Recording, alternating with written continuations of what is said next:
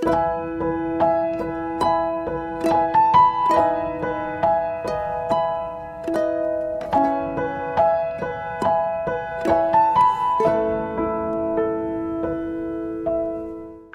terima kasih buat malam ini. Kami bersyukur buat kesaksian yang luar biasa. Kami lihat bagaimana setiap dosa itu selalu ada harga yang harus dibayar. Tapi kami percaya Tuhan, setiap kami yang mendengar kesaksian ini akan membawa kami sadar untuk kami mulai hari ini untuk hidup di dalam pertobatan, untuk kami tidak menerima kenikmatan dosa. Terima kasih Bapak, kalau sebentar hamba-Mu akan menyampaikan kebenaran firman-Mu, urapi bibir lidah hamba-Mu, biar semua kemuliaan kembali kepadamu. Di dalam nama Tuhan Yesus yang percaya berkata amin. Shalom semuanya, suara saya terdengar bagus ya, Frans? Bagus ya, ya saya ada di Caruban, saudara ya. Tadi dari Jakarta saya langsung ke sini. Puji Tuhan, Tuhan tuh ngatur semuanya tadi ya. Saya sampai di Caruban persis jam 6. Jam 6 kurang dikit ya.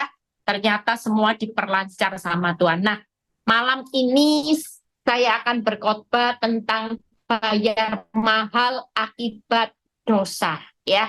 Dosa itu memang pada awalnya pasti nikmat. Kalau saudara baca di Kejadian 3 ayat 6, lihat ya, dosa itu sampai bisa membujuk yang namanya Hawa. Lihat bagaimana Kejadian 3 ayat 6 yang berkata seperti ini. Perempuan itu melihat bahwa buah pohon itu baik untuk dimakan dan sedap kelihatannya. Lagi pula pohon itu menarik hati karena memberi pengertian ya. Saya bisa pastikan kalau Pak NN tadi jatuh dalam dosa, itu benar-benar tidak ada manusia yang kebal dosa, siapapun saudara. Karena iblis itu bermainnya ya, kelihatan sesuatu yang baik untuk dimakan, sedap lihatnya, ya menarik di hati. Coba sudah baik, sedap, menarik. Nah ini jadi satu. Kalau kita benar-benar nggak cinta sama kebenaran, kita nggak cinta sama pribadinya Tuhan Yesus, maka kita pasti akan mengambil yang namanya seperti Hawa. Makanya Hawa bisa tergoda dengan dosa itu karena sesuatu yang dilihat itu baik, sedap, dan menarik di hati. Dosa selalu pada awalnya memberi cover, bungkus yang baik, yang sedap, dan menarik di hati. Tapi apa yang terjadi ketika akibat dosa, upah dosa adalah maut. Makanya ada ayat yang membuat titik balik di awal saya membaca ayat ini, membuat saya ini menjadi orang benar yang sadar. Buka di Amsal 13, ayat 13 dan 14. Ini yang membuat saya sadar. Sekalipun memang dosa itu baik, menarik ya, sesuatu yang kelihatan sedap. Tapi lihat Amsal 13 ayat 13 dan 14 yang berkata, siapa meremehkan firman, ia akan menanggung akibatnya. Lihat ya. Jadi sekali lagi kalau orang hari ini gampang ya seperti Pak NN, Bu NN, lihat apa yang mereka alami hari ini, pemulihan ya. Kalau saya ketemu beliau waktu ibadah onsite, saya melihat bagaimana Pak NN hidup dalam pertobatan yang nggak main-main. Istilahnya orang ini sudah wapok gitu ya. Ternyata nikmatnya dosa itu nggak sebanding dengan harga yang harus mereka bayar. Bayangin kalau mereka sebut uang yang dituntut itu nilainya cukup besar ya. Saya waktu dengar aja sampai saya bilang aduh, uang segini banyak hanya karena dituntut ya. Tapi saya percaya bahwa inilah harga yang harus dibayar. Saya cuma bilang jangan takut, yang penting berbalik bertobat. Hari ini sungguh-sungguh di dalam Tuhan, pasti ada pembelaan Tuhan. Gak mungkin Tuhan itu mau menghakimi anak-anaknya. Dia selalu terbuka tangannya buat setiap pribadi yang mau hari ini kembali kepada Tuhan. Nah, siapa yang meremehkan firman itu akan menanggung akibatnya. Tetapi siapa takut kepada perintah akan menerima balasan. Ini jelas. Dua pilihan yang jelas antara saudara nikmat dengan dosa, tapi ada akibat. Kalau hari ini engkau hidup benar, sekalipun untuk mengikut Kristus harus sangkal diri, saudara harus melewati jalan yang sempit sesak, tetapi ada balasan. Ajaran orang bijak adalah sumber kehidupan sehingga orang terhindar dari jerat maut. Saya percaya bahwa PD Victory ini adalah satu komunitas yang mengajar orang untuk bijak di dalam menjadi orang benar supaya orang terhindar dari jerat maut. Ya, saya bersyukur buat PD Victory sampai hari ini sudah membawa banyak wanita-wanita baik bapak-bapak yang hidupnya mulai melenceng-melenceng ya, kembali ke arah ke jalan Tuhan, berbalik bertobat. Saya percaya bahwa sukacita surga itu terjadi ketika satu orang bertobat. Itu sukacitanya luar biasa. Nah, kita lihat hari ini bagaimana kita hari ini yuk kejar hidup untuk menjadi orang yang kaya. Kayanya bukan di hadapan manusia, tapi kaya di hadapan Tuhan. Orang banyak hari ini kejar kaya, sukses hanya di dalam penilaian manusia, tapi bukan dalam penilaian Tuhan. Terbukti apa? Banyak orang benar nyaman dengan dosa.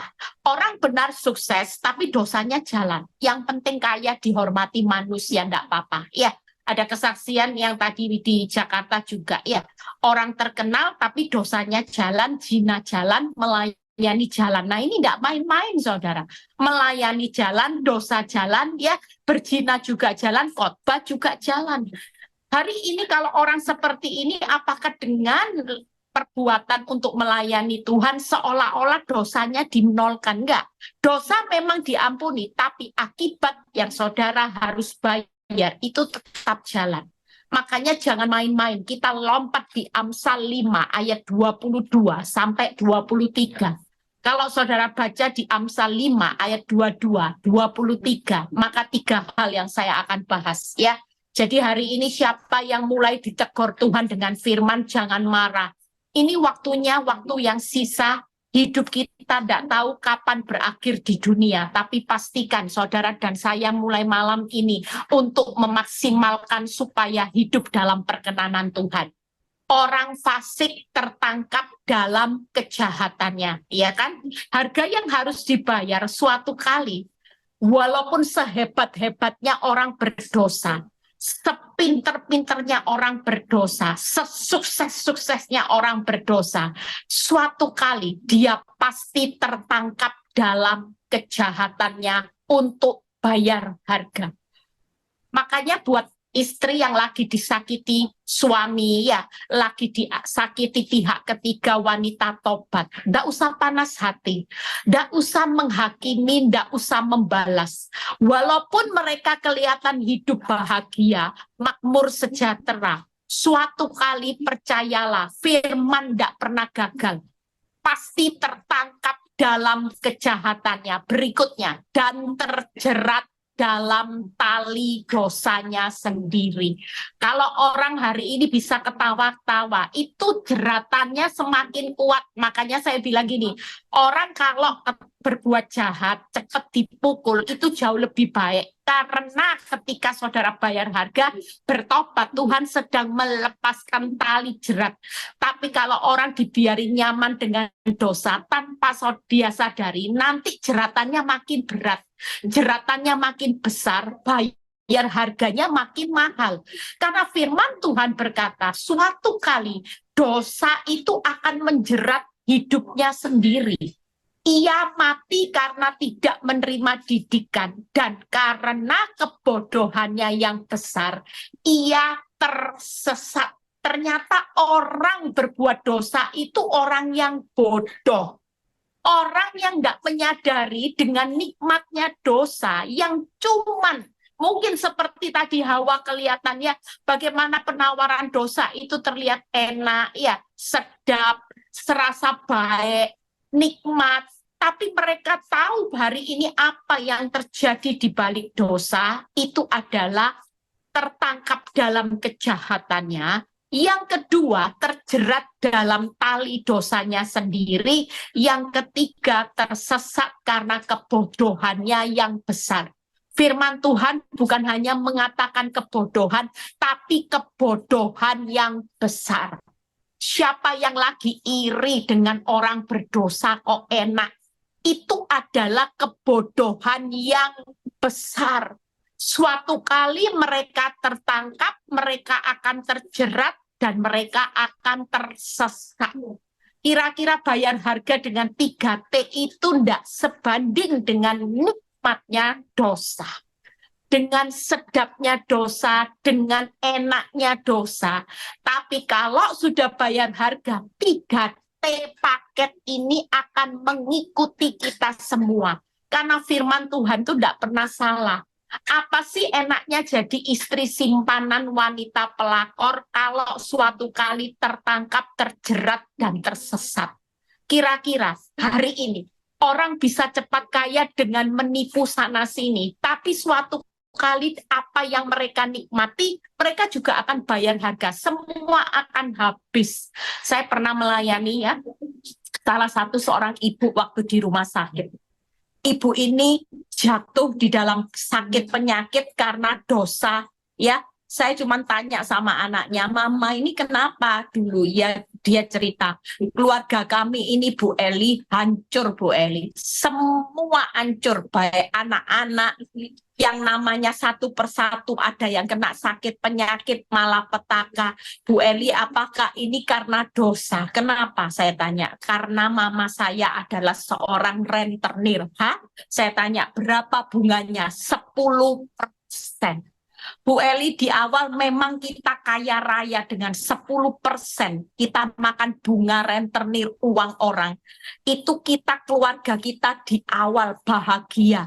Kita bisa beli rumah mewah, kita bisa beli mobil mewah, kita bisa jalan-jalan ke luar negeri.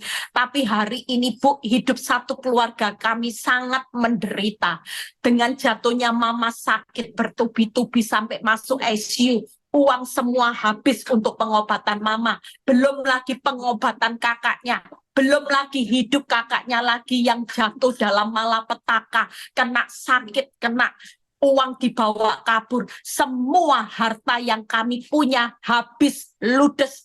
Bahkan kami mau berobat hari ini aja, hidup kami sudah tidak punya uang lagi. Kami cuman hidup dari belas kasihan keluarga yang harus untuk bertahan hidup. Saudara lihat ya, makanya kalau kita mengerti firman dengan 3T ini, malam ini siapapun saudara yang mendengar firman, jauh lebih baik kita segera meninggalkan dosa saat ini juga.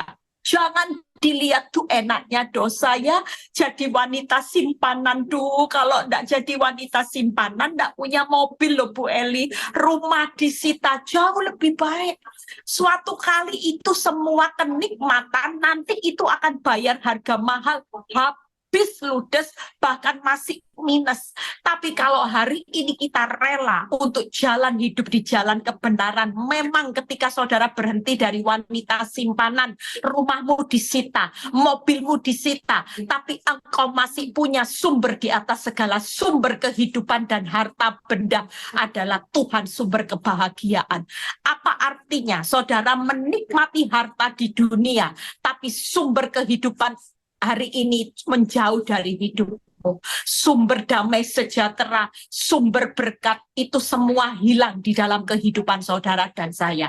Hari ini jauh lebih baik ketika saudara berkata, apapun boleh hilang dalam hidup saya, apapun boleh mengalami keadaan yang sulit, asal jangan pernah ambil rohmu daripadaku. Karena ketika sumber itu tetap berpihak buat saudara dan saya, di tengah sulitnya hidup, ketika sumber di atas segala sumber menyertai hidup saudara dan saya pasti akan menikmati hidup kebahagiaan di tengah masa yang sulit.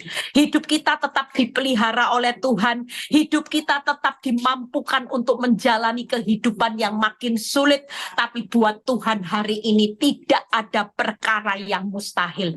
Daripada nanti kalau bayar harga, kita akan menyesal. Setelah menyesal pun keadaan tidak bisa kembali. Mungkin anaknya sampai bilang gini, kalau pengen ditarik mundur rasanya hari itu saya pingin ngomongi mama saya, jangan jadi rentenir Ma, jangan jadi rentenir. Hari ini ndak sebanding dengan apa yang harus kami bayar, Bu Eli. Apa artinya kalau harta ludes, mama kena penyakit kanker, belum lagi kakak kena penyakit kanker, belum lagi usaha kami bangkrut, Bu Eli. Ternyata yang bawa uang lari perusahaan kami bangkrut tidak lain adalah pegawai kami sendiri yang sudah lama bekerja di tempat kami. Apa artinya semua ini? Yuk kita lihat hari ini satu persatu. Bagaimana orang berdosa itu akan tertangkap dalam kejahatannya. Kitab Amsal itu kitab yang membahas semua upah dosa.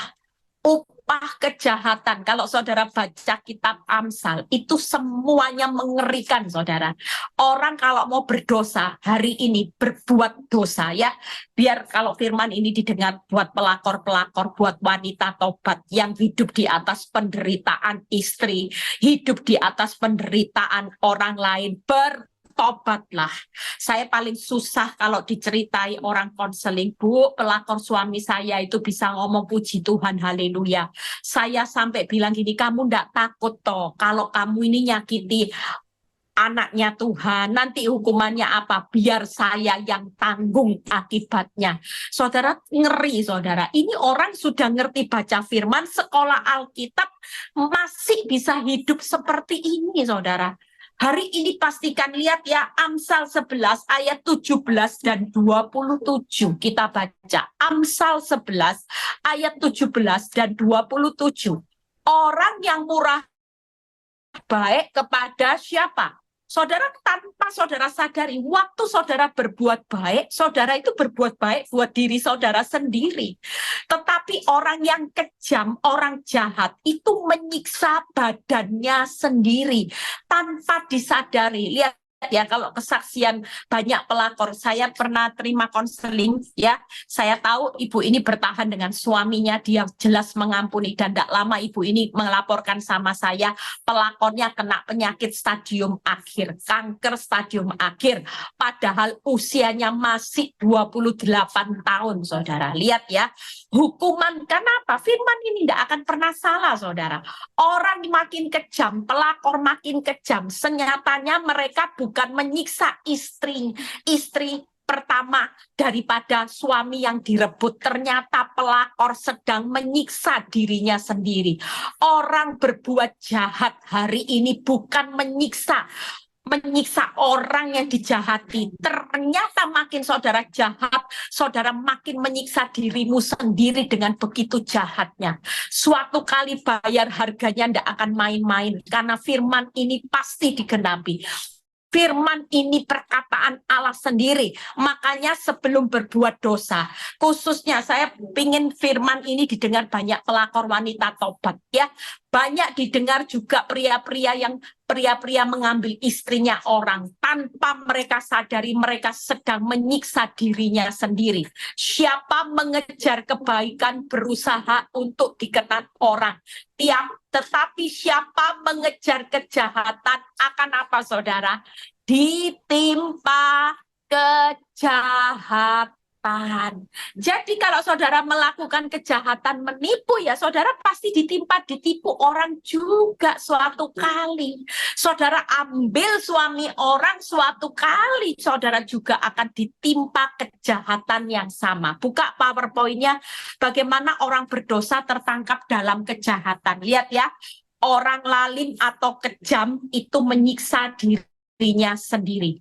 Orang mengejar kejahatan tidak dikenan oleh Tuhan. Orang mengejar kejahatan akan ditimpa kejahatan tabur tuai. Makanya malam ini yuk, siapapun saudara dan saya, hari ini pastikan kita jadi orang benar. Jangan sampai mau kompromi dosa. Yang penting minggu ke gereja, cuci dosa.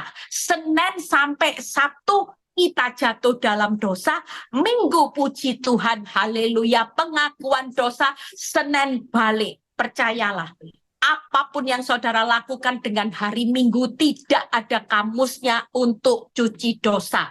Yang pasti Senin sampai Sabtu setiap dosa itu akan menyiksa dirimu sendiri, akan hari ini hidup tidak dikenan Tuhan. Apa artinya saudara hari Minggu kalau Tuhan tidak berkenan saudara tidak berkenan di hadapan Tuhan.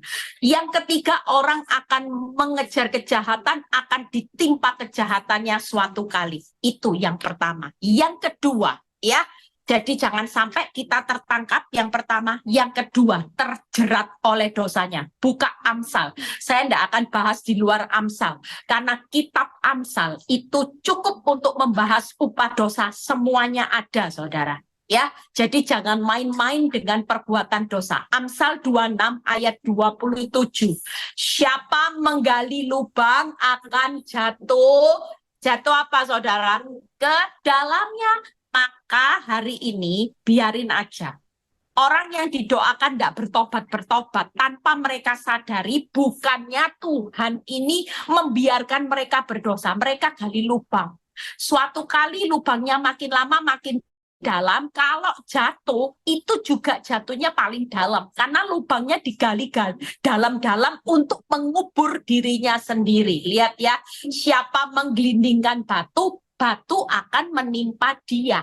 Apa yang saudara lempar fitnah, fitnah juga akan menimpa hidupmu. Saudara lempar apapun hari ini, saudara lempar hari ini ya, lempar telur busuk sama orang ya, saudara lempar batu supaya rumah tangganya hancur, nanti lihat ya, keturunanmu juga nanti akan hancur juga rumah tangganya.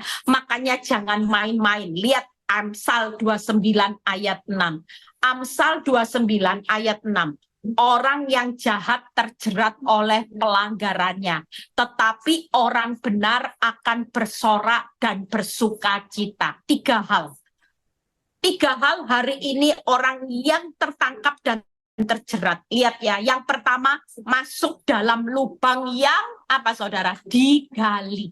Ya, ayat ini memang tidak enak, firman ini tidak enak, tapi ini realita, saudara. Jangan pernah bangga dengan dosa. Jangan pernah bangga dengan hartamu. Kalau engkau berbuat dosa, suatu kali saudara akan jatuh ke dalam lubang.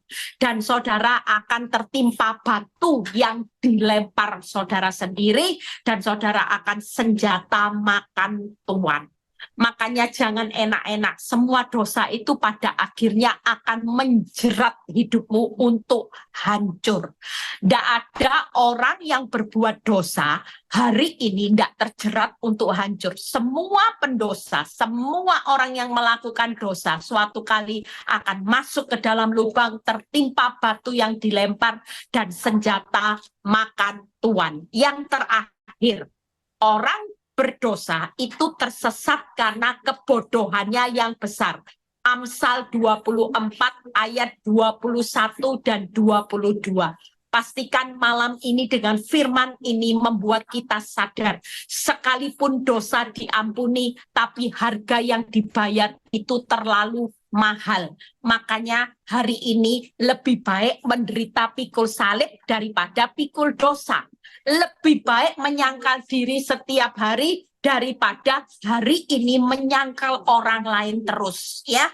Hari ini pastikan saudara dan saya jalan aja di tempat yang sempit daripada saudara pilih jalan tol, jalan nyaman, jalan cepat kaya, jalan tepat selesai, tapi hidupnya hari ini jatuh ke dalam lubang, tertimpa batu dan senjata makan tuan. Itu akan membuat hidupmu lebih susah lagi. Buka Amsal 24 ayat 21 dan 22. Kita baca sama-sama. Hai anakku, takutlah Tuhan dan Raja. Jangan melawan terhadap kedua-duanya. Saudara, hari ini jangan melawan firman ya. Kalau sudah firman Tuhan berkata, jangan hari ini berzina, ya sudah jangan berzina, jangan melawan. Saudara, hari ini kalau firman Tuhan berkata, jangan berbuat dosa, saudara dan saya harus jangan berbuat dosa. Setiap pelanggaran pasti ada akibatnya. 22. Karena dengan tiba-tiba mereka menimbulkan bencana. Dan siapa mengetahui kehancuran yang didatangkan mereka. Ya, hari ini pastikan saudara dan saya malam ini jangan sampai orang berdosa hari ini tersesat karena kebodohannya yang besar, yaitu 3 hal. Kalau kita berani dengan sengaja sudah tahu kebenaran, melawan kebenaran, maka konsekuensinya yang pertama ada bencana yang tiba-tiba, ada kehancuran yang tiba-tiba, ada malapetaka yang tiba-tiba. Makanya banyak orang kan bilang gini, aku menyesal, tapi sudah menyesal, nasi sudah jadi bubur, semuanya sudah hancur. Bahkan ada salah satu orang yang berkesaksian, pelakornya itu matinya ketabrak kereta api, saudara. Ya, ada yang jatuh dari lantai 2, jatuh mendadak, ada yang kena kanker. Ya seperti rentenir itu tadi. Mereka tidak pernah berpikir mereka sehat, mereka gemuk, tiba-tiba divonis kanker stadium 4. Habis divonis kanker, Bu, usaha kami ditilep orang, dibawa kabur uangnya, habis uangnya. Belum lagi kakak-kakaknya sakit semua, kena penyakit, dan semua habis untuk biaya pengobatan. Ini yang namanya kebenaran firman. Selama kita mengerti kebenaran, jangan dengan sengaja melawan kebenaran. Kalau tahu hidupmu kaya dari tidak jujur, engkau tipu sana tipu sini, dan engkau merasakan kenyamanan, tidak usah bilang sama Tuhan, Tuhan, kasih saya waktu, setelah saya punya cukup tabungan, nanti saya berhenti. Percayalah, semua tabungan itu akan dibuat nol. Karena Tuhan tidak mau dengan berkat tipu sana, tipu sini, dengan berkatnya iblis. Tuhan tidak mau. Nanti semua itu akan dihabiskan dan saudara akan dinolkan. Supaya saudara berjalan dengan berkatnya Tuhan. Alangkah jauh lebih baik hari ini berkat Tuhan yang menjadikan saudara kaya, susah payah tidak menambahi, daripada cepat kaya dengan cara dunia, nanti susah payah mengikuti saudara sampai anak cucu. Saudara pilih mana? Makanya orang yang hari ini taat firman akan menerima balasannya.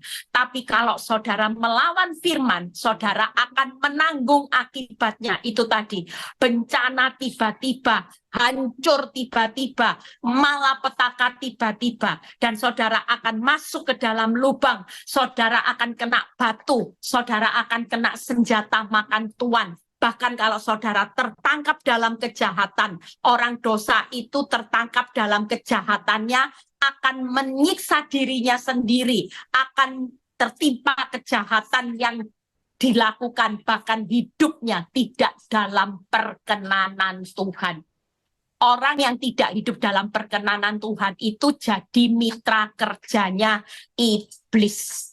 Alangkah jauh lebih baik saudara jadi mitra kerjanya Tuhan. Malam ini saya sudah selesai baca quote yang terakhir. Yuk bisa ditayangin, kita baca sama-sama ya. Saudara dan saya malam ini, yuk siapapun saudara yang lagi ngalami keadaan bergumul dengan orang berdosa, saudara tidak usah takut ya. Lihat sama-sama dibaca. 1, 2, 3. Dosa itu awalnya menarik untuk dinikmati, tetapi menyesal selamanya saat bayar harga.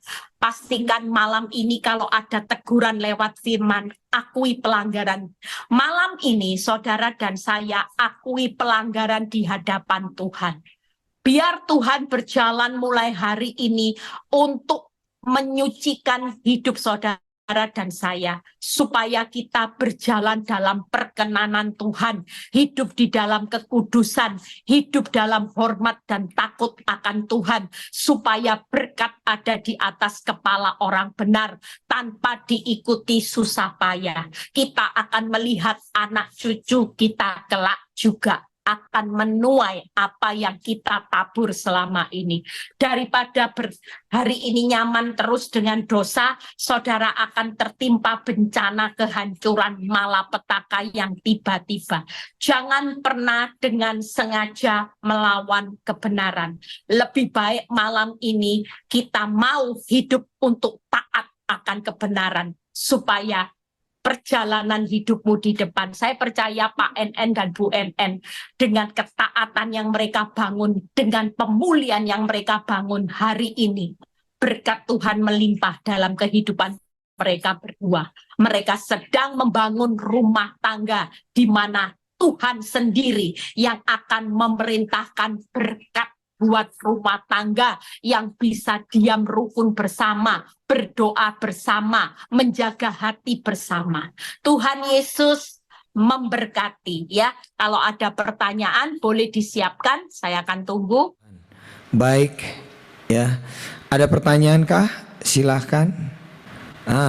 Ada pertanyaan. Kalau ngomel-ngomel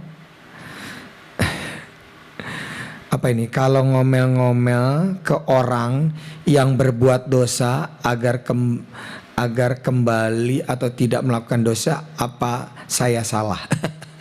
Jadi ngomelin orang ya, ngomelin orang yang berbuat dosa supaya kembali ke jalan yang benar, apakah bisa dianggap saya ini bersalah nggak gitu kalau ngomelin orang? Silakan Ibu Gembala. Dibuka mute-nya Bu, dibuka mute-nya. Ya, sebenarnya kalau mengomel itu dalam arti apa? Kalau orang ngomel dengan kata-kata kebun binatang ya dosa ya. Tapi kalau ngomel masih dalam batas ya, kamu bertobat seperti itu kita tidak apa-apa ya.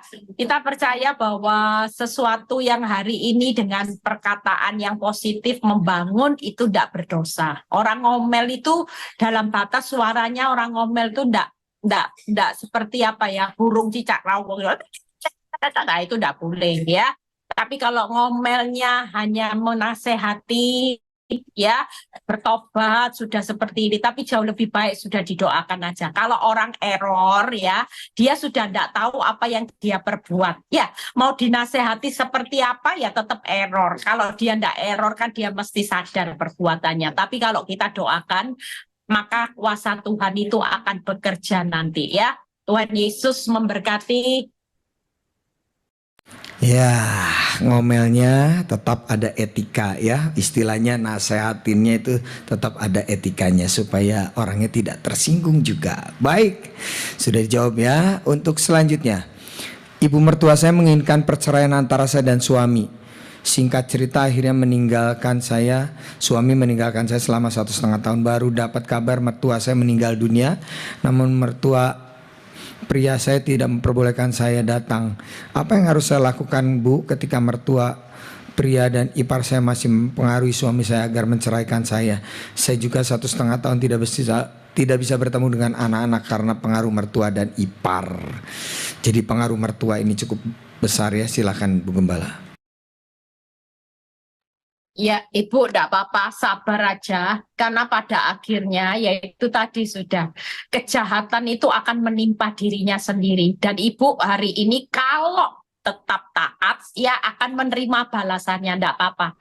Semakin Ibu bergumul lama, Ibu bisa jaga hati, mengampuni, tidak jengkel sama mertua. Ibu tiap hari menikmati balasannya dari Tuhan. Saya terlalu percaya kok. Saya makanya ketika mengerti firman, tiap hari walaupun disakiti, tidak apa-apa.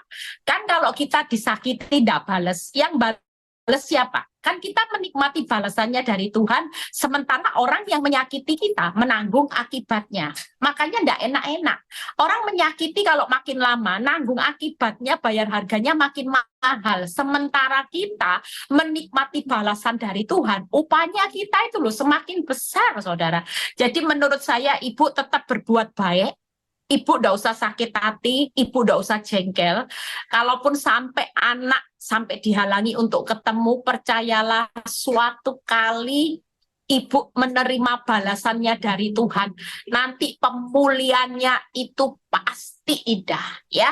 Anak-anak tetap pasti dijaga Tuhan. Tenang aja Ibu, selama Ibu hidup dalam kebenaran, anak-anak pasti dilayani oleh Tuhan, dijagai oleh malaikat surga yang berkemah di sekeliling anak-anak Ibu. Itu aja ya. Tuhan Yesus memberkati, tetap jaga hati Ibu, doakan mertua ya. Doakan terus suami mertua supaya mereka benar-benar hatinya dijamah oleh Tuhan. Itu aja. Tuhan Yesus memberkati. Baik ya, ada pertanyaan berikutnya juga yang kurang lebih sama. Jadi solusinya kurang lebih sama ya. Tadi Bu ya sudah jawab bagaimana peran dari keluarga kadangkala ya selalu mempengaruhi sehingga sulit untuk kembali berkumpul dengan pasangannya ya. Jadi silahkan Anda tadi sudah menyimak ya jawaban dari Ibu Gembala. Nah ini ada pertanyaan yang kalau suami sudah dengan wanita tobatnya, kemudian suami alami kecelakaan sehingga si ibu ini ibu ini sering bertanya ini, saya tahu sampai hafal pertanyaannya saya ya, apakah harus datengin ke rumah wanita tobatnya untuk supaya bisa berkomunikasi dengan suaminya, bagaimana Bu? Kalau memang suami lagi sakit ya, dan si suami tidak ada misalnya di rumah sakit, ibu berhak datang, tidak apa-apa. Tapi kalau menurut saya, kalau suami ada di rumah wanita pelakor, wanita tobat, tidak usah. Didoakan aja ya, didoakan supaya suami dapat anugerah dari Tuhan, supaya dengan keadaan yang sulit ini bahwa suami sadar akan dosa-dosanya ya. Jadi ibu tidak usah datang kalau suami posisinya di rumah wanita tobat. Tapi kalau di rumah sakit ya, ibu permisi suami mengizinkan ibu untuk menjenguk, ibu datang aja, enggak apa-apa, doakan suami di rumah sakit ya. Tapi kalau di rumah wanita tobat enggak perlu didatangi lagi, cukup doakan dari rumah aja ya. Cukup di WA, perhatikan sudah sehat, sudah sembuh, cukup itu aja sudah. Yang penting Tuhan melihat hati. Tuhan Yesus memberkati. Baik, ini ada pertanyaan yang tampaknya minggu lalu sudah ditanyakan, namun mungkin ibu ini tidak ikut di Zoom kemarin ya, tentang dosa kutuk keturunan apabila suami mengalami perselingkuhan, apakah itu akan terus mengikuti kepada keturunannya begitu, Bu? Sekali lagi, kalau kutuk itu ketika kita sudah dalam Yesus itu sudah bebas ya, kecuali kena kalau buka celah lagi. Makanya ketika suami selingkuh ya, istri itu pegang tongkat imam. Istri jangan sampai jatuh dalam dosa, karena kalau ada tiang yang masih berdiri, penolong yang masih berdiri, yang berdoa, itu sudah mengcover anak-anak. Sehingga kutuk itu tidak akan kena sama anak-anak walaupun pasangan kita itu berbuat dosa. Kenapa? Karena tiap hari ada seorang istri, seorang mama yang berdoa memagari anak-anak kita dengan kuasa darah Yesus. Ada malaikat Tuhan yang berkemah ya, kita percaya. Jadi saya ulangi lagi ya tadi, masalah tetap sebagai seorang istri penolong, tetap tidak ada yang namanya kutuk ya. Kalau kita sebagai imamnya benar, percayalah kuasa Tuhan itu menaungi keturunan kita. Jadi tidak perlu takut. Yang penting ibu sebagai penonggak imam, tongkat imam itu hidupnya benar ya, itu aja. Oke, baik, sudah dijawab ya oleh Ibu Eli. Kemudian saya akan memberikan pertanyaan lagi. Nah ini suami yang ini tadi berkenaan dengan tadi yang bersaksi tentang jerat hutang itu ya. Nah kalau suami ini sulit sekali dikasih tahu begitu ya, membuat susah sendiri. Apakah saya harus membiarkan Tuhan mendidik suami saya atau gimana supaya ini masalah hutang ini selesai? Ini karena sulit sekali memberikan nasihat kepada suami. Silakan Bu. Iya, menurut saya kita ini tidak lebih pintar daripada Tuhan. Ya, Tuhan kan penciptanya. Jadi izinkan Tuhan sendiri punya cara untuk mendidik tipe-tipe yang bebal, tipe-tipe kayak Nabal, tipe-tipe yang bengis, ya, tipe-tipe yang hari ini keras kepala seperti apa, pejina. Tuhan itu sudah punya cara. Tidak usah kita hari ini ikut-ikutan menuntut balas mengatur Tuhan. Biarkan, izinkan. Setiap kali ibu-ibu, bapak-bapak yang punya pasangan yang lagi bermasalah ya, sudah serahkan ke dalam tangan Tuhan. Nanti Tuhan yang akan bertindak. Kan ada ayatnya, serahkan hidup ke dalam tangan Tuhan. Saya selalu ngomong gini, saya serahkan hidup Pak Nyoto ke dalam tangan Tuhan, dan aku percaya Tuhan pasti bertindak mengubah yang namanya suami-suami saya yang tadinya suka berzina, bertobat. Nah itu setiap kali itu diucapkan aja ya. Nanti pasti ada cara-cara yang akan membuat bagaimana Tuhan itu akan bekerja di di luar pikiran kita ya. Nanti disiplinnya Tuhan itu caranya bukan seperti yang kita lakukan. Tuhan punya cara yang terbaik. Tuhan Yesus memberkati. Oke, baik ya. Untuk pertanyaan berikutnya, kalau pelakornya beragama lain, apakah ada balasan dari Tuhan Yesus? Karena agamanya kan lain katanya Bu. Gimana? Silakan Bu, dibuka mute-nya. Sama aja, firman itu tetap ya, cuman bedanya gini, orang yang belum mengerti kebenaran ya, itu mungkin ya, orang itu istilahnya kayak Tuhan tuh memaklumi gitu ya. Nah, biasanya kalau orang yang sudah tahu kebenaran dengan sengaja itu lebih cepat ya, bayar harganya aja biasanya lebih cepat dibandingkan orang istilahnya kasih karunia Tuhan itu besar. Orang karena tidak ngerti kebenaran ya dia berselingkuh dianggap ya tidak apa-apa. Apalagi jujur kan hidup di dunia ini kalau di agama menikah berulang kali juga tidak dianggap dosa kan. Nah ini kadang-kadang ya ini Tuhan maha mengerti benar-benar memberikan anugerah. Tapi sekali lagi hukum di dunia tabur tua itu tetap berlaku. Ya hukum karma yang namanya perbuatan apapun pasti ada karmanya. Suatu kali ya kejahatannya pasti akan menimpa dirinya sendiri. Apa yang ditabur tetap pasti dituai ya. Cuman kasih karunia Tuhan itu mungkin Tuhan bilang gini ya ini tidak ngerti kebenaran, kamu harus lebih sabar karena ini bukan ngerti kebenaran gitu ya. Tuhan Yesus memberkati, jadi tetap ada hukumannya, tidak usah takut dan tidak usah doakan cepat terima hukuman. Itu nanti kita berdosa di mata Tuhan. Doakan aja dapat anugerah yang belum mengenal kebenaran supaya dapat anugerah mengenal Yesus hari ini supaya dia benci dosa-dosanya. Tuhan Yesus memberkati.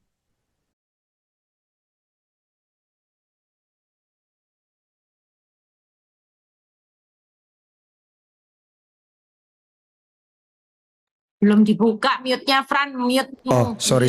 Oke, baik. Nah, kalau saya ada pertanyaan, kalau saya bersaat teduh tanpa pujian penyembahan, begitu ya.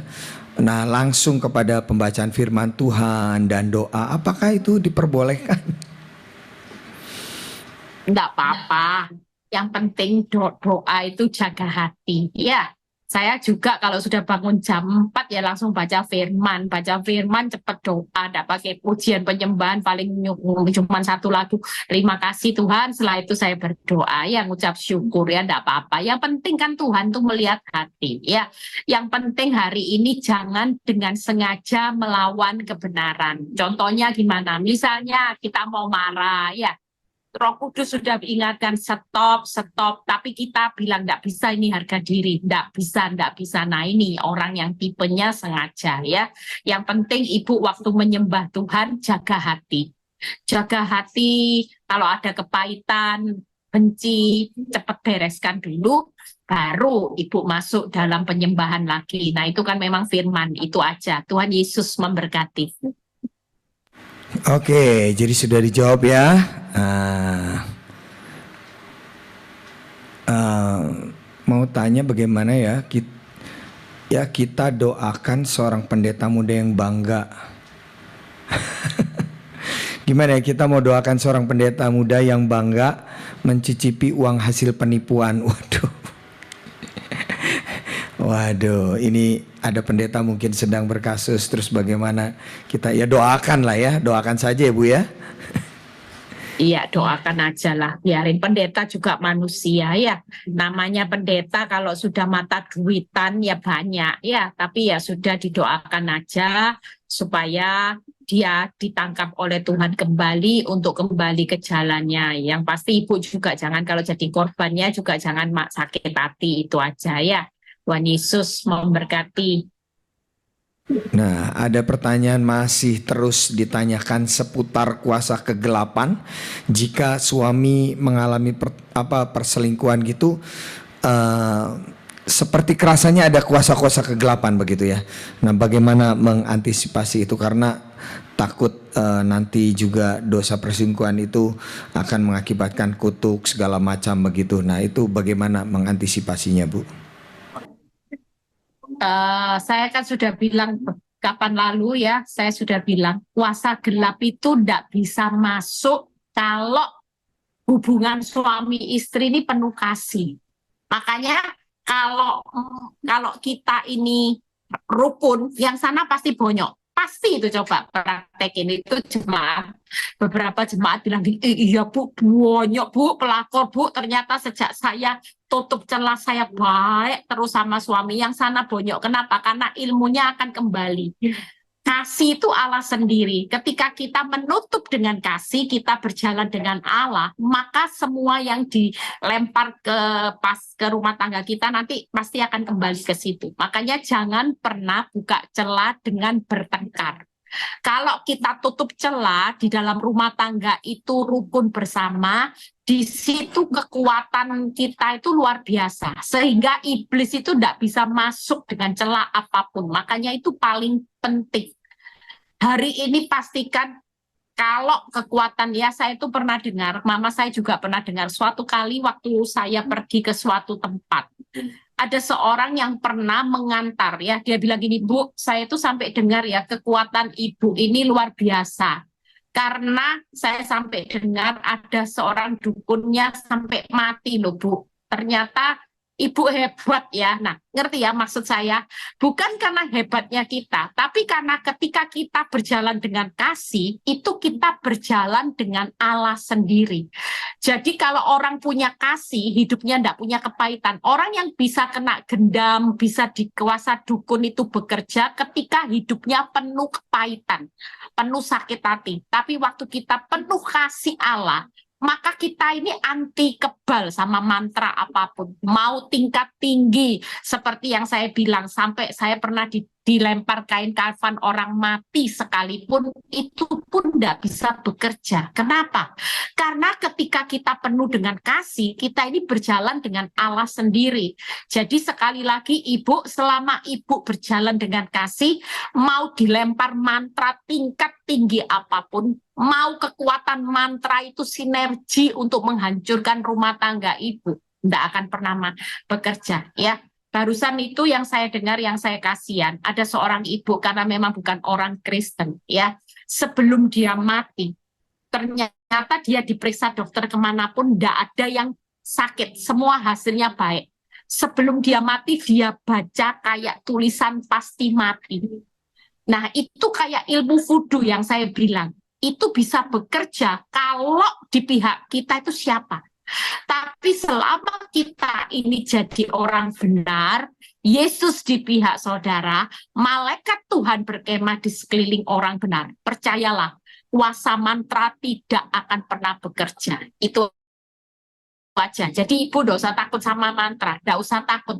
Ya, makanya kalau saya pernah satu kali, sekarang tim saya sudah tidak pernah lagi ngomong itu. Dulu kita mesti ngomong gini, supaya tidak ada serangan balik. Nah ini bahaya saudara. Ya, tidak pernah ada yang namanya iblis itu bisa menyerang anak Tuhan. Makanya jangan ngomong serangan balik, tidak ada. Makanya saya sudah ngomong sama mama saya, Ma, kalau mau pelayanan tutup bungkus dengan kuasa darahmu, Tuhan tutup bungkus pelayanan, keluarga, harta benda. Tapi tidak perlu ngomong tidak ada serangan balik, tidak usah sudah. Kita tetap lebih dari pemenang, roh yang ada di dalam hidup kita jauh lebih besar. Kita tidak akan pernah diserang, tapi kita akan diberi kuasa menginjak ular dan kalajengking, itu benar. Makanya otoritas sebagai anak Allah itu harus kita pakai hari ini sebagai orang benar. Ya, orang benar itu punya otoritas menginjak ular dan kalajengking. Itu sudah diberikan sebagai kuasa anak Allah. Itu aja. Tuhan Yesus memberkati. Ya, ada kecurigaan dari seorang ibu yang kelihatannya menganggap iparnya itu kayaknya malah ini ya, sepertinya setuju dengan supaya kakaknya itu bisa dekat dengan wanita tobat atau selingkuhannya. Jadi malah iparnya yang menyetujui, dan mereka kebetulan tinggal dalam satu rumah. Jadi sepertinya akhirnya ya pasti hubungannya tidak baiklah dengan ibu ini. Bagaimana harus menanggapi seperti ini, Bu? Kalau menurut saya dosa tetap dosa, ya. Tidak ada dosa yang hari ini bisa kompromi dosa bebas dari semua bayar harga. Ibu tidak usah sakit hati sama ipar, ya. Tidak usah marah. Nanti buka celah, doakan aja ipar supaya ipar ini segera sadar, itu aja ya. Jangan sakit hati, jangan marah, tetap didoakan supaya ipar ini sadar bahwa itu perbuatan dosa, itu aja ya. Tuhan Yesus memberkati. Baik, dijawab dengan singkat ya Bu. Ini ada satu pertanyaan, Bu, kalau laki-laki perokok itu calon suami yang baik nggak sih? Pertanyaan. Kalau calon suaminya perokok, calon suami yang baik nggak sih? Gimana Bu? Itu memang standarnya nggak bisa ya. Ada orang yang juga hari ini nggak merokok juga pria hidung belang ya, sama aja ya. Jadi bukan standarnya. Makanya selama pacaran itu harus tanya yang jelas. Kalau memang bukan dari Tuhan, terus dilihatin yang buruk-buruk, ya sudah harus rela berpisah. Jangan sampai karena bucin ya, karena terlalu jatuh cinta sampai buta, enggak lihat apa-apa. Karena sekali menikah, satu hari menikah itu sudah persyaratannya tidak bisa diceraikan oleh manusia. Jadi jangan main-main dengan pernikahan. Sekali menikah, pastikan kita pilih pasangan hidup yang terbaik, karena ini seumur hidup. Perjalanan pernikahan itu panjang, saudara ya. Bayangin kalau saudara diberi umur misalnya 80 tahun, menikah 25 tahun, kira-kira saudara hidup bersama berapa tahun? Nah, kalau saudara memang nggak serius, nggak srek sama pasangan ini, lebih baik mundur ya. Jangan takut nanti, aduh kalau mundur nanti nggak dapat pacar lagi gimana. Nah, ini bahaya ya. Lebih baik mundur sejenak, nanti Tuhan akan kasih ganti yang jauh lebih baik. Itu aja. Tuhan Yesus memberkati.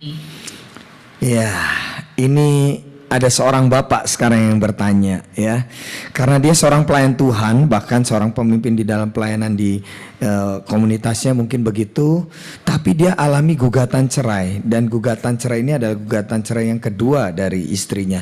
Padahal semua orang berusaha untuk mempersatukan bapak dan ibu ini supaya tidak bercerai, tapi istrinya tetap kekeh kelihatannya mau melanjutkan gugatan ini. Nah, gimana seharusnya menanggapi hal seperti ini, karena dia juga mungkin cukup malu karena dia seorang pelayan Tuhan di sebuah tempat. Awalnya mungkin karena cekcok-cekcok biasa, tapi akhirnya ya tidak ada penyelesaian sehingga istri memilih untuk bercerai. Bagaimana Bu untuk menghadapi situasi seperti ini? Ya menurut saya enggak usah malu Pak, ya saya juga seorang pelayan Tuhan. Bagaimana suami saya juga jatuh dalam dosa, enggak usah malu. Bapak harus tahu bahwa semua ini cuman ujian, itu aja. Justru di balik ujian ini kalau Bapak bisa lulus, nanti hasil pemulihannya itu jauh lebih luar biasa. Kita kan enggak tahu rencana Tuhan ya, dengan kejadian ini istri diproses, bapak diproses, ketika sama-sama dipulihkan, dua-dua sudah dalam karakter Kristus, maka pelayanan itu akan menghasilkan buah yang lebat. Ya, mungkin selama ini terlihat di depan orang sebagai pelayan dan pelayan, tapi Tuhan tahu kan di balik rumah tangganya banyak prahara ternyata, ya, banyak kecekcokan. Nah, itu kan rumah tangga yang tidak sehat, sekalipun bapak sebagai pelayan Tuhan, ibu juga sebagai pelayan Tuhan.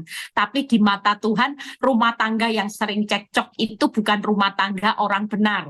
Orang benar itu standarnya harus bisa diam rukun bersama. Nah, ketika bapak buka celah dengan cekcok-cekcok, maka inilah awal cikal bakalnya ya, bagaimana istri juga menggugat itu.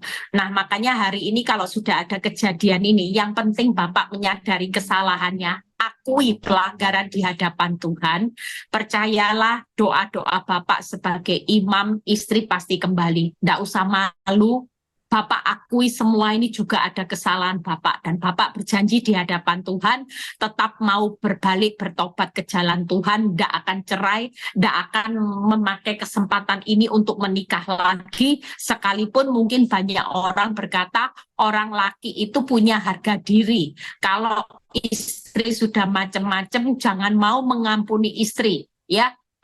Jujur banyak orang laki paling sulit kalau menerima istrinya berselingkuh. Tapi kalau seorang istri itu lebih mudah menerima suaminya selingkuh kembali. Seorang suami tidak gampang. Tapi hari ini Bapak dituntut oleh Tuhan hari ini untuk taat kepada kebenaran supaya Bapak menikmati balasannya di depan.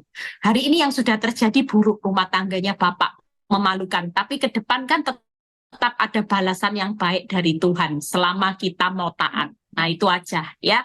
Tuhan Yesus memberkati. Oke, baik. Nah, ini ada pertanyaan tapi saya mau rubah ya pertanyaannya Pak, karena kita bukan gereja, jadi kita ini komunitas persekutuan doa dari interdenominasi ya.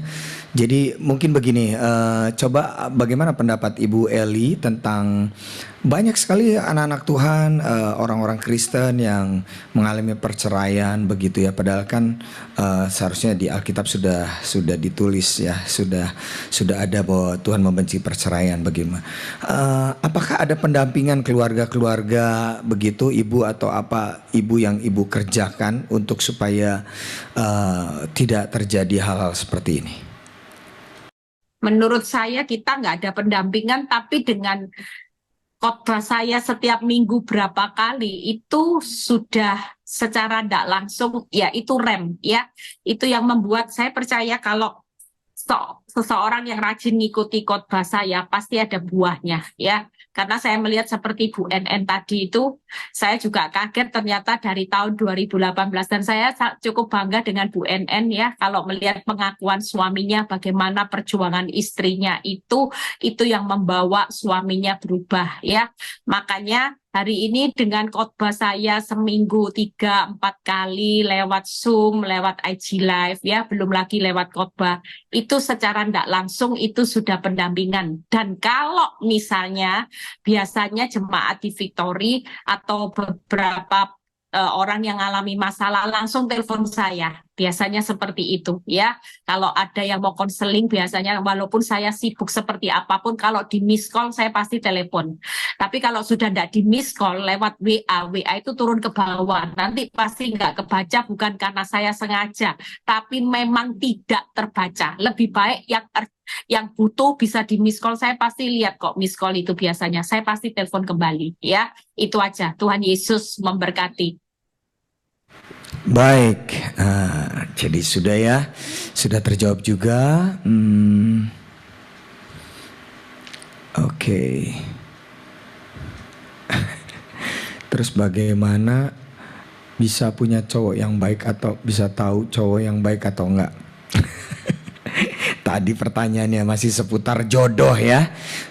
Doa terus saja, saya yang jawab ya. Doa sendiri aja terus lah ya. Nanti Tuhan akan tunjukkan nanti jodohnya yang baik ya. Nah ini, apakah seorang istri yang memiliki suami yang berselingkuh perlu menjelaskan kepada anak-anak tentang perselingkuhan papanya? Menurut saya selama anak-anak tidak tahu, tidak usah. Dulu saya berusaha untuk menutupi, tidak tahu, tidak perlu. Tapi setelah anak-anak tahu, baru saya menjelaskan. Ya, kalau selama mereka tidak tahu, tidak usah sudah. Karena anak-anak kasihan, lebih baik jangan kasih beban apapun ke anak-anak. Ya, supaya mereka itu bisa hidup dalam, mau belajar, mau apa, mereka itu tidak ada beban ganjelan apapun, itu aja ya. Kalau sampai tidak tahu, tidak perlu dikasih tahu, tidak perlu menjelek-jelekkan papanya di depan anak-anak supaya hari ini anak-anak tidak hidup dalam kepahitan setiap hari, itu aja. Oke, ya, jadi seperti itu ya. Pertanyaan berikutnya.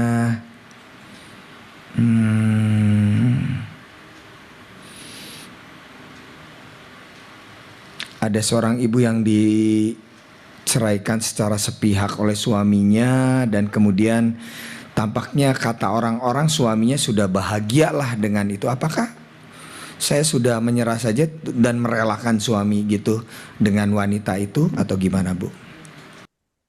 Ya, saya sering kali berulang kali bicara surat cerai dunia itu tidak masuk hitungan. Pokoknya apa yang dipersatukan Tuhan tidak bisa diceraikan oleh manusia tanpa alasan apapun, ya. Jadi ibu kalau sudah diceraikan sepihak, ibu tetap bertahan jadi istri yang setia karena tidak ada perceraian, tidak usah kawin lagi, tetap hidup ya bersama anak-anak, nikmati aja proses hidup berjalan. Percayalah suatu kali karena saya banyak konseling ibu-ibu itu dipulihkan lagi walaupun sudah cerai. Sekalipun waktu dipulihkan ya itu suaminya sakit keras, mati, dipulihkan cuma 3 bulan ada yang meninggal, 2 bulan meninggal, tidak apa-apa. Tapi ibu sudah finishing well itu. Karena apa? Karena sampai maut kan yang memisahkan. Nah itu. Jadi hari ini sudah diem aja. Tidak usah bingung ya. Tadi saya khotbah juga. Saudara tahu seorang Nabal, ya Nabal dan Abigail. Saudara lihat bagaimana seorang Abigail itu bertahan sampai Nabal meninggal, baru dia dikasih Tuhan bonus Raja Daud. Nah, ibu-ibu sekarang ini salahnya gini, Raja Daud, Nabalnya belum meninggal, tapi sudah mulai nukar dengan Raja Daud, cari pengganti Raja Daud. Nah, ini tidak boleh, ya. Izinkan waktunya Tuhan sendiri. Kalau memang Nabal itu meninggal, ya dikasih Raja Daud, ya sudah. Tapi tidak boleh ketika Nabal masih hidup, saudara mau nukarkan Nabalnya dengan Raja Daud. Nah ini tidak boleh, ya. Yang namanya perceraian itu tetap tidak pernah berlaku. Sekalipun dunia mengeluarkan surat cerai, apalagi surat cerai sepihak. Jadi ibu tetap di posisi yang benar. Itu aja. Tuhan Yesus memberkati. Baik. Mungkin ya sudah tidak ada lagi pertanyaan karena ada beberapa pertanyaan yang juga mirip-mirip. Jadi saya sudah saya sudah bacakan. Jadi ya ada pertanyaan yang mirip lah, kurang lebih begitu ya. Jadi tidak ada lagi pertanyaan. Mungkin yang terakhir ya. Terhadap suami kecanduan judi. Waduh, ini suami kecanduan judi. Gimana ini kecanduan judi? Si sibuk dengan dunia. Apakah saya Oke. Suami kecanduan judi ya. Dan kemudian sebentar. Oke. Mungkin kelewat nih ya pertanyaannya ini. Boleh bertanya ya, mohon maaf ya. Pertanyaannya agak sedikit ini private ini sebenarnya. Pertanyaannya agak sedikit private tapi dia berani chat di umum ya, Ibu ya, luar biasa. Apakah dosa melakukan kegiatan seksual atau berfantasi melalui video call padahal dengan suami sendiri? Dikarenakan suami bertugas jauh atau LDR sekarang ini. Gimana, Bu?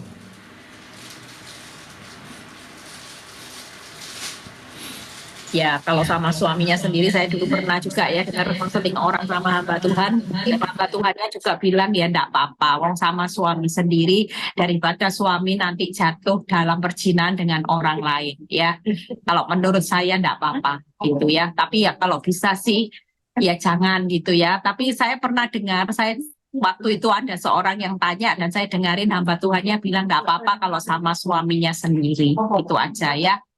Ya namanya orang laki kadang-kadang kan daripada jatuh di tempat lain yang mungkin suaminya takut untuk tidak bisa jaga kekudusan juga, dia takut Tuhan sehingga dia dengan cara seperti itu dengan istrinya sendiri. Itu aja ya.